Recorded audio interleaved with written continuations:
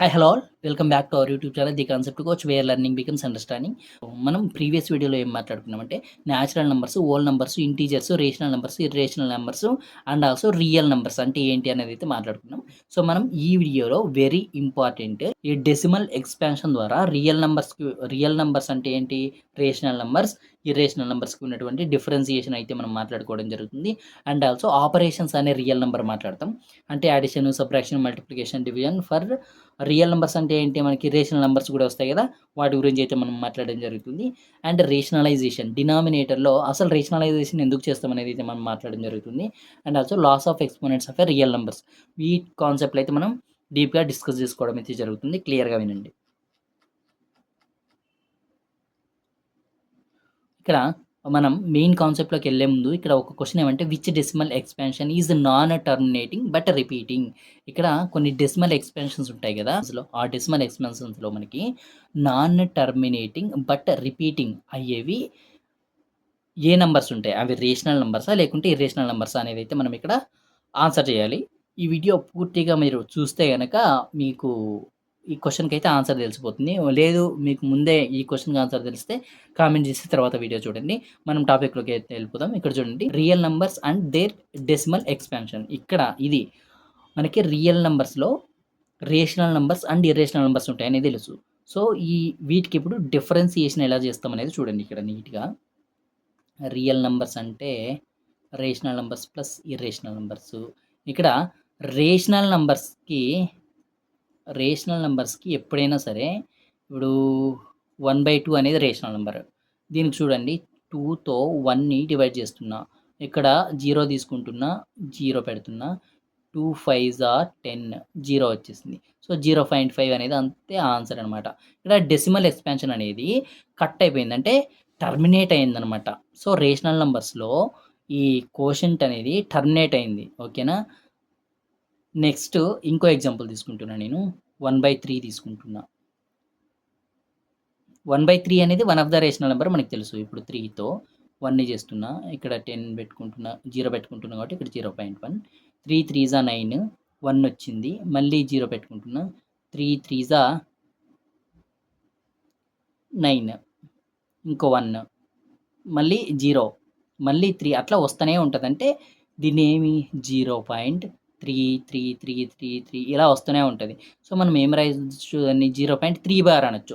ఇక్కడ 3 బార్ అంటే ఏమంటే 3 అనేది రిపీటింగ్ బ్లాక్ అనమాట. ఓకేనా. 0.3 బార్ 1/3 తీసుకుంటే, సో ఇక్కడ ఇది కూడా 1/3 అనేది కూడా one of the rational number. So rational నెంబర్స్లో మనం ఇక్కడ ఏం అబ్జర్వ్ చేస్తామంటే కోషంట్ అనేది, డెసిమల్ అనేది ఒకటి టర్మినేట్ అయిపోతుంది, 0 శేషం వచ్చిన తర్వాత టర్మినేట్ అయిపోతుంది, 0 రిమైండర్ వచ్చిన తర్వాత టర్మినేట్ అయిపోతుంది. లేదంటే టర్మినేట్ అవ్వకుండా ఒక బ్లాక్ రిపీట్ అవుతా వస్తుందనమాట. ఇప్పుడు నేను ఇంకో ఎగ్జాంపుల్ అయితే తీసుకుంటున్నా. q = 10/3. ఇక్కడ 1/3కి 0.3, 10/3కి ఏమొస్తుంది 3, ఇక్కడ 10 తీసుకుంటే 3 3 జా 9, 1 వచ్చింది. ఇక్కడ 0 పెట్టుకుంటున్నా, ఇక్కడ పాయింట్ పెట్టుకున్నా, 3 3 జా 9, 1 వస్తుంది. మళ్ళీ ఇక్కడ 3.333 ఇలా వస్తుంది. 3.333 దీన్ని ఏం రాయొచ్చు, 3.3 బార్ అని అయితే రాయొచ్చు. ఓకేనా. ఇంకో ఎగ్జాంపుల్, ఇక్కడ నేను 7/8 అయితే తీసుకుంటున్నా. ఇక్కడ 8తో 7ని డివైడ్ చేస్తున్నా, ఇక్కడ 0 పెట్టుకుంటున్నా, ఇక్కడ 0 పెట్టుకుంటున్నా, 8 8 జా 64, 6 వచ్చింది, మళ్ళీ 0 పెట్టుకుంటున్నా, 8 7 జా 56, 4 వచ్చింది, 0 పెట్టుకుంటున్నా, 8 5 జా 40, ఇక్కడ రిమైండర్ 0 వచ్చింది. సో 0.875 వచ్చింది, అంటే ఇక్కడ టర్మినేట్ అవుతుంది, డెసిమల్ అనేది టర్మినేట్ అయింది. ఓకేనా. నెక్స్ట్ ఇక్కడ ఇంకొక ఎగ్జాంపుల్ తీసుకుంటున్నా. q = 1/7 తీసుకుంటున్నా. ఇక్కడ చూడండి, ఇది వెరీ ఇంపార్టెంట్. ఈ ఎగ్జాంపుల్ బాగా నీట్గా చూడండి. 7తో 1, ఇక్కడ 0 పెట్టుకుంటున్నా, 7 1 జా 7, 3 వచ్చింది, 7 4 జా 28, 2 వచ్చింది. ఇక్కడ 7 2 జా 14, 6 వచ్చింది. 7 8 జా 56, 4 వచ్చింది. 4 0 తీసుకుంటున్నా, 7 5 జా 35, 5 వచ్చింది. 5 6 జా 24, 6 వచ్చింది. 6 7 జా 24, 6 4 జా 24, 4 0 0 తీసుకుంటున్నా, 7 5 జా 35, 5 వచ్చింది. 7 5 జా 35, 5 వచ్చింది. 4 0 0 తీసుకుంటున్నా, 7 5 జా 34, 4 వచ్చింది. 4 5 జా 34, 4 వచ్చింది. 7 7 49. ఇక్కడైతే 1 వచ్చింది. ఇక్కడ 1 వచ్చింది రిమైండర్. 1 అంటే ఏంది? ఇక్కడ 1 వచ్చిందా? 1 ఉందా? ఇక్కడ 1 కదా! ఈ రిమైండర్ మళ్ళీ 1 వచ్చింది. సో, 10. 10 అంటే ఏంది? 7 వన్సా ఇక్కడి నుంచి మళ్ళీ రిపీట్ అవుతది. 10 కదా! 7 వన్సా 7. 3 వచ్చింది. అంటే ఇక్కడ 3 వచ్చింది. మళ్ళీ 3 పక్కన 0 తీసుకుంటున్నా. అట్లా ఇక్కడి దాకా రిపీట్ అయిపోతాయి. అంటే ఏంది? 1 4 2 8 5 7 ఈ బ్లాక్ అనేది రిపీట్ అవుతుందనమాట. సో, ఒక్క నంబరే రిపీట్ అవ్వాలని లేదు. సర్టెన్ ఒక బ్లాక్ అనేది కూడా మనకి రిపీట్ అవ్వచ్చనమాట. ఇది ఎగ్జాక్ట్‌గా నీట్‌గా గుర్తుపెట్టుకోండి. సో, ఈ 1/7కి ఏం రాయొచ్చు? 0.142857 బార్ అని పెట్టేస్తున్నా. సో, ఇక్కడేమి ఈ 1, 4, 2, 8, 5, 7 ఇవన్నీ కూడా మనకి రిపీటింగ్ బ్లాక్ అనమాట. ఓకేనా? ఇంకా కొన్ని ఎగ్జాంపుల్‌లో మనం ఏం చేయొచ్చంటే ఇక్కడ 0.2587 ఇలా కూడా రాయొచ్చు. అంటే ఇక్కడ పాయింట్ తర్వాత 2 ఉంది. బట్ రిపీట్ అవుతున్నవి 587 బార్ 587, 587 ఇలా వస్తున్నాయి కాబట్టి సో, 0.2587 బార్ అని మనం దీన్ని చెప్పచ్చు. అంటే ఇక్కడ 2 అనేది రిపీట్ అవ్వట్లేదు. రిమైనింగ్ డిజిట్స్ వచ్చేసి రిపీట్ అవుతున్నాయి. ఇవన్నీ వేటికి ఎగ్జాంపుల్ అంటే ఇవన్నీ కూడా rational numbers. So, rational numbers అంటే ఏందంటే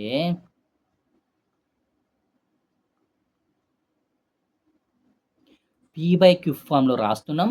అండ్ ఆల్సో ఈ డెసిమల్ ఎక్స్పాన్షన్స్ ఎలా ఉంటాయంటే ఎయిదర్ టర్మినేట్ అవుతాయి. అంటే రిమైండర్ 0 వచ్చేసి క్వెషన్‌లో టర్మినేట్ అయిపోతుంది. లేకుంటే టర్మినేట్ అవ్వకుండా నాన్ టర్మినేటింగ్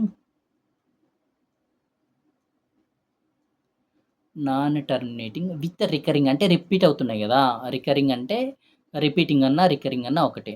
విత్ రికరింగ్ అనమాట. Recurring decimals.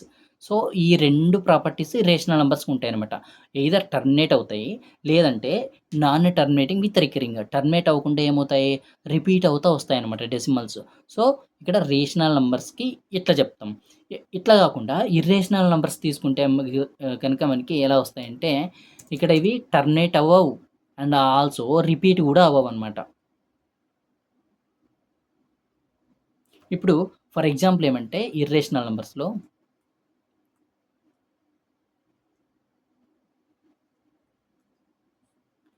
నంబర్స్‌లో ఎలా వస్తాయంటే డెసిమల్స్ 0.10, 110, 1110, 11110 అంటే ఇక్కడేమన్నా ఒక ప్యాటర్న్ లేదు.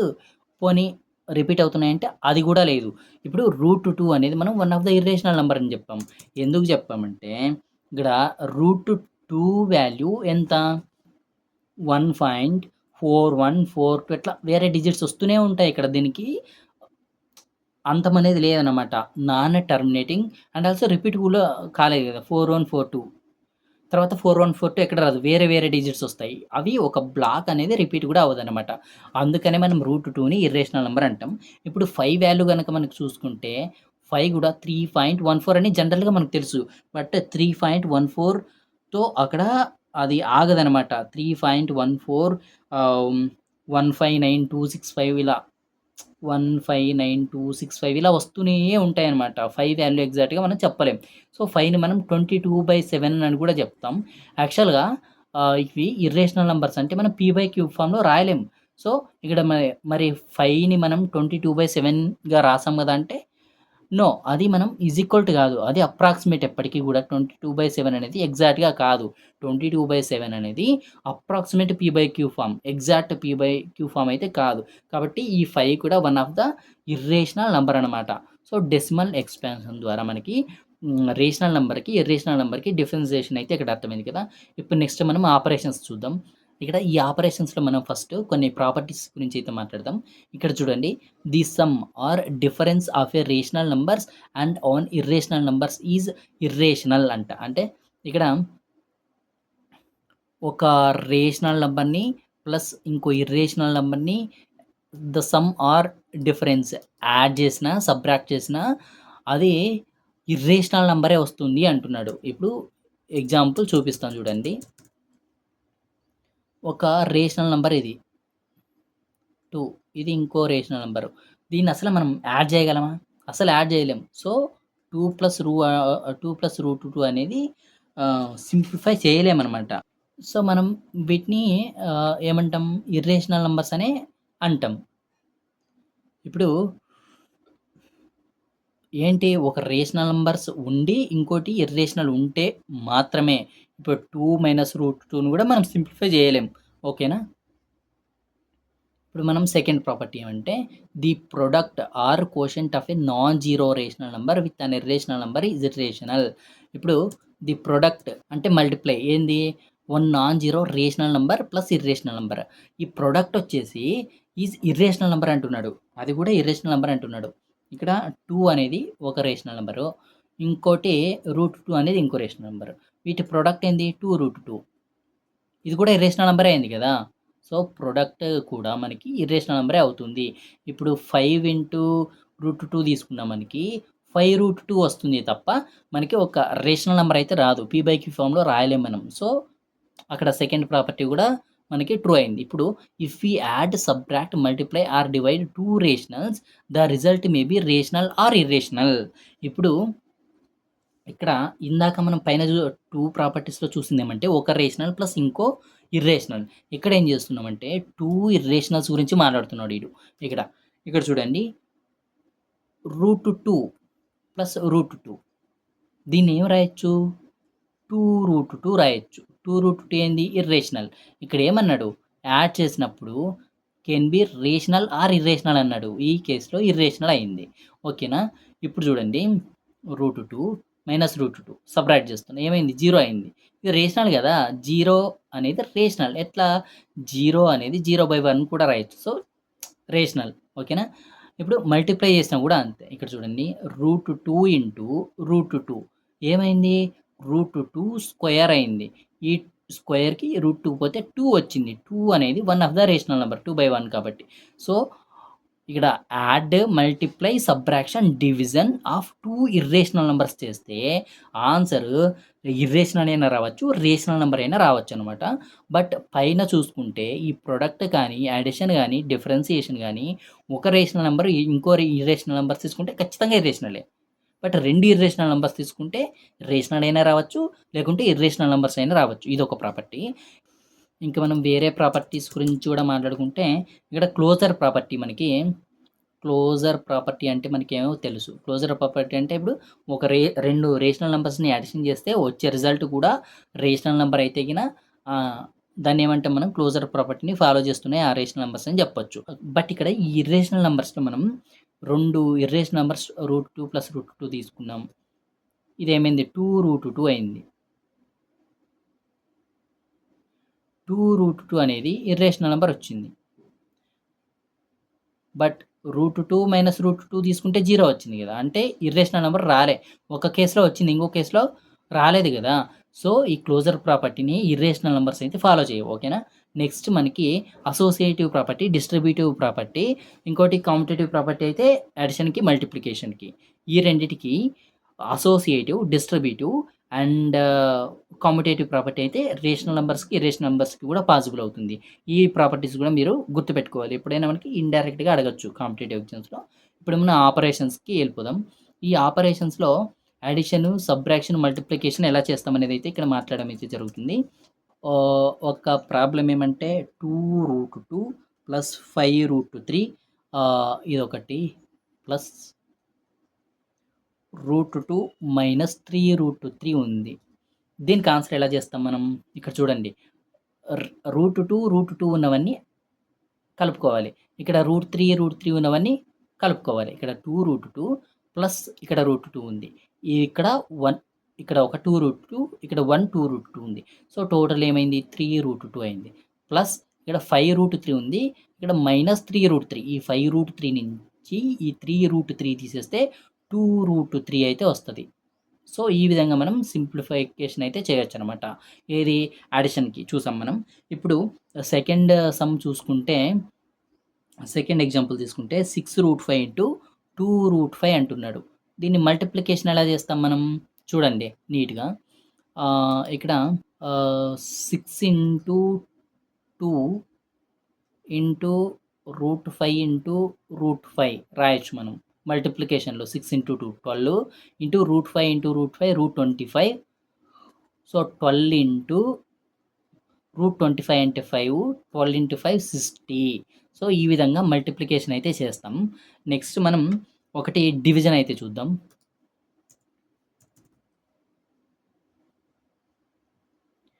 8√15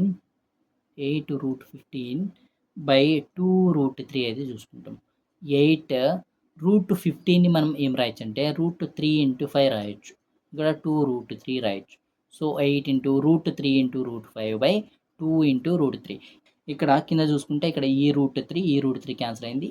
2 1 జా 2 4 జా మిగిలిందేమి 4√5. సో ఈ విధంగా మనం ఇక్కడ 4√5 అయితే అయింది. సో ఈ విధంగా మనం డివిజన్ కూడా చేయొచ్చు అనమాట. నెక్స్ట్ ఇప్పుడు రేషనలైజేషన్. డినామినేటర్లో ఏదైనా ఇర్రేషనల్ నెంబర్ ఉంటే దాన్ని రిమూవ్ చేయాలి. దాన్ని మనం రేషనలైజేషన్ అంటాం. ఇప్పుడు 1/2√2 ఉంది.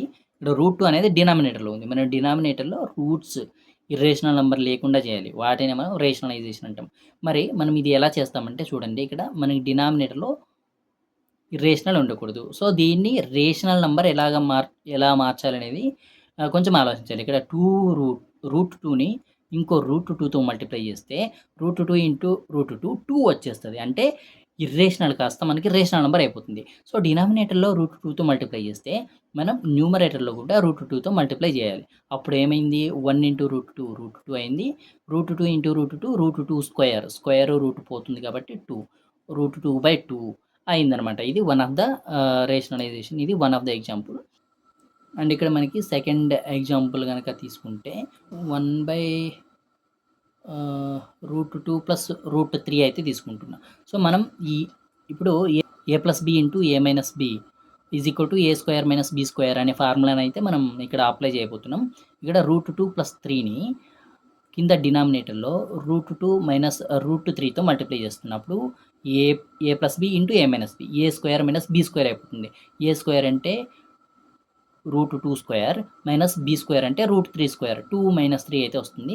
డినామినేటర్లో √2 మైనస్ √3తో మల్టిప్లై చేస్తాం కాబట్టి న్యూమరేటర్లో కూడా √2 మైనస్ √3తో మల్టిప్లై చేస్తున్నాం.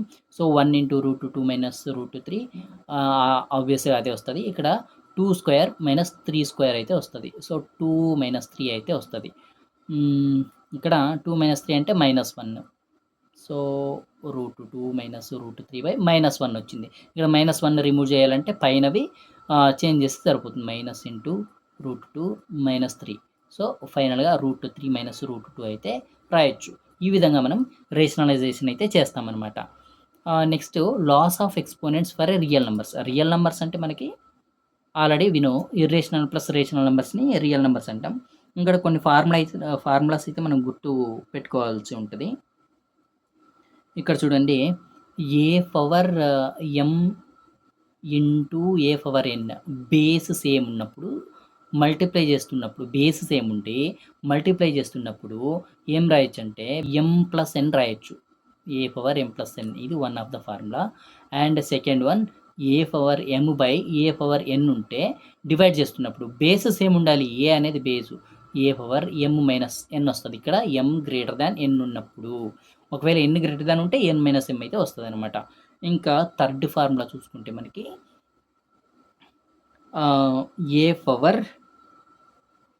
a⁴m⁴n ఇక్కడ ఏం రాయొచ్చు a⁴mn అవుతుంది.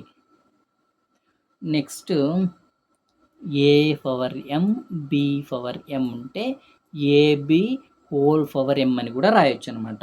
సో ఇవైతే సమ్ ఇంపార్టెంట్ లాస్. ఓకేనా. ఇంకా మనకి పైన ఈ ఆపరేషన్స్ అన్నీ మనం ఎలా చేస్తామంటే ఇక్కడ కొన్ని ఫార్ములాస్ ఉంటాయి, ఇక్కడ కూడా నోట్ చేసుకోవాలనుకుంటే √ab మనం ఏం రాయొచ్చు అంటే √a ఇంటూ √b రాయొచ్చు. √a/bని ఏం రాయొచ్చు అంటే √a/√b అని కూడా రాయొచ్చు. ఓకేనా. ఇక్కడ మనం థర్డ్ ఫార్ములా రాసుకుంటే కనుక √a plus √b into √a minus √b. దీన్ని a plus B into a minus B ఫార్ములాని అప్లై చేస్తే a square minus B square అయితే వస్తుంది అనమాట. సో ఇక్కడ √a ఇంటూ √a స్క్వేర్ వస్తుంది. √2 స్క్వేర్ క్యాన్సిల్ అయిపోతుంది కాబట్టి a మైనస్ బి కూడా. సో నెక్స్ట్ ఫోర్త్ ఫార్ములాకి వెళ్తే మనం ఇక్కడ a plus √b into a minus √b తీసుకుంటే ఇక్కడ రూట్ లేదు ఇక్కడ ఏకి, కాబట్టి ఇక్కడ ఏ స్క్వేర్ అయింది. ఇక్కడ బీకి రూట్స్ ఉన్నాయి కాబట్టి రూట్ బీ స్క్వేర్, స్క్వేర్ పోతుంది కాబట్టి ఏ స్క్వేర్ మైనస్ బీ వస్తుంది అనమాట. అది ఫోర్త్ ఫార్ములా. ఫిఫ్త్ ఫార్ములా చూసుకుంటే మనకి root A plus B root B into root C plus root D. ఇట్లా ఉన్నప్పుడు ఏం చేస్తామంటే రూట్ ఏతో సిని డీని చేస్తాం, రూట్ బితో కూడా సిని డీని అయితే చేస్తాం. ఇక్కడ చూడండి ఎట్లా రాస్తామంటే ఇది root A C plus root A D plus root B C plus root B D అనమాట. ఓకేనా.